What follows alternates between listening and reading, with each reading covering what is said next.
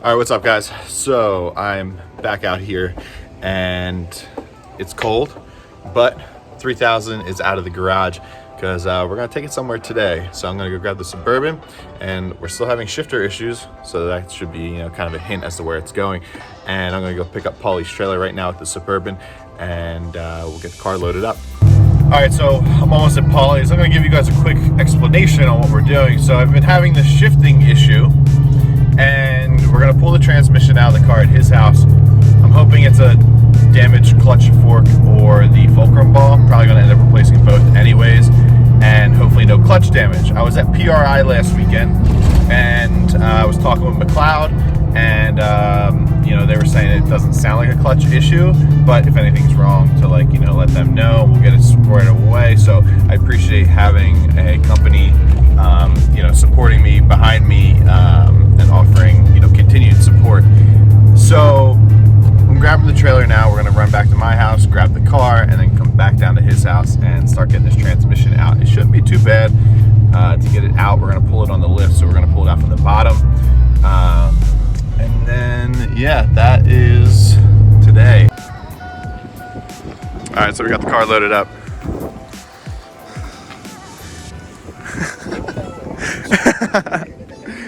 Car's all loaded up. We're gonna take it down to Paulie's house and start doing stuff.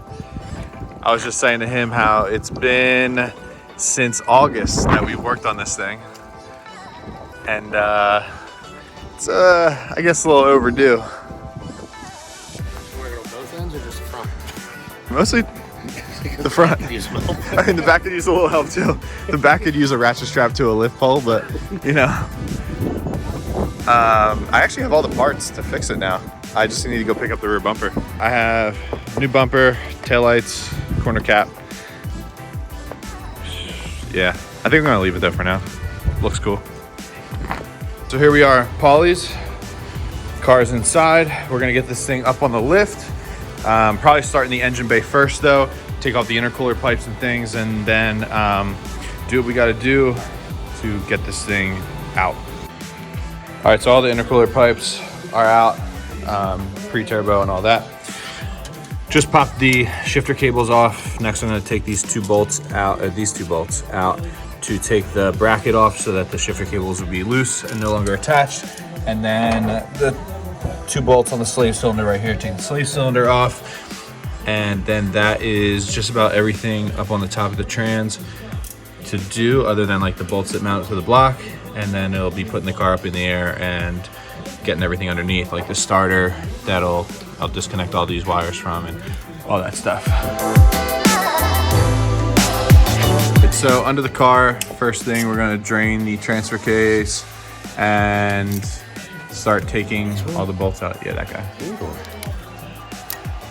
Not 17? I was just checking for mud. It's a salt. Yeah, it's tight. But transfer case, we're gonna remove this front half of the drive shaft so that we can take it out, and then the cross member right here, so that we can unbolt everything around the transmission and the starter and ultimately slide it that way. Does not pull off. All right. Bolt we forgot somewhere. Yep. Is it just in there? Yeah. Jesus Christ. All right, well, if you want to remove the cross member here, bang out here. If you want to remove this cross member, it's not just 3 bolts, which we thought it was. There's 1, 2, 3, 4. Don't forget about the one in the hole. Yeah, that have to come out of the subframe. I was gonna say that'll be the one that just snaps off. But then, you don't need. If that's the one that snapped off, that's the one that wouldn't go back in the car. You don't even see it, Tony. Yeah. Wow, that's actually I'm impressed. We popped the starter out. You can see the Fidanza flywheel up in there and the McLeod clutch. The bolts here for the heat shield. There's one bolt on the back side of the trans, and then there's one that's weirdly up inside of this bracket up in there. You can kind of see. So now we're gonna lower the car back down and go from the top, because just about all the other bell housing bolts are to be accessed from the top. And we'll try and slide this thing out as cleanly and easily as possible. It looks like it's still heavy on that back side. I don't want to really have that one. All right, so the trans is out. This is the fork. So yeah, it's like that area is what wears out, but also this ball apparently is what also wears out. And that throwout bearing's new.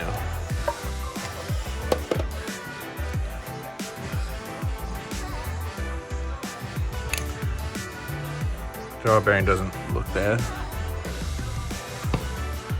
I'm gonna say the insert should be thicker. It looks Really thin. It looks really thin and like opened up, Yeah. like loose. And you know not, what I mean? And not uniform either, because you can see it's thinner there, thick there. Right. Yeah. Try clipping it back on. See what the play looks like while it's on.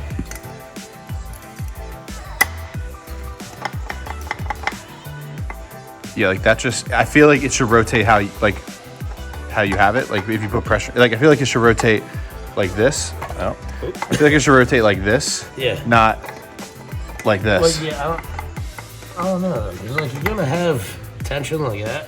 Yeah. So it's not gonna come off of it. But you have the up and down. Yeah. Like you have the. But, like when it pressed in there, it's not big. Yeah, I don't know. That just seems like a lot. I feel like it should not be that loose. Well, it also depends on how far these clips are out. Yeah. I mean, I'll try it either way.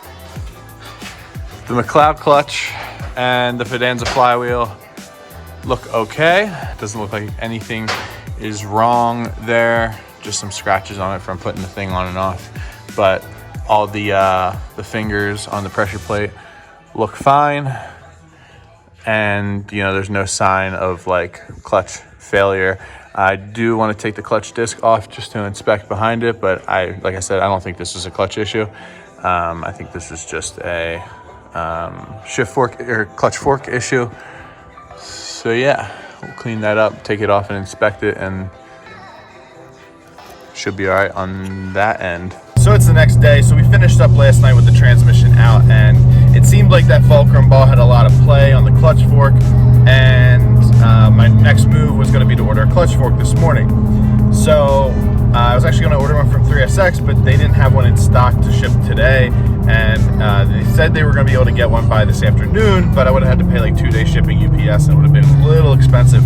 So I decided to hold off on that just yet and try my semi-local Mitsubishi dealer, which is Cherry Hill Mitsubishi. And I've seen them post on the 3000 GT pages plenty of times about them stocking parts for 3000s, and they're kind of one of the last dealers I feel that do that. So they've kind of like become pretty big when it comes to like stocking parts. So they thankfully had a new OEM shift fork and a new OEM fulcrum ball, which I'll show you guys once I get back to the house.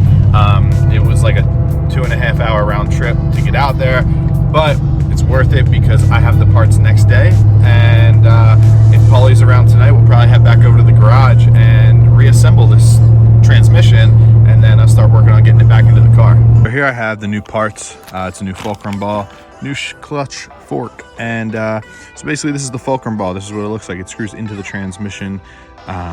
It's just a metal ball. And this is the clutch fork. This is the outside of it.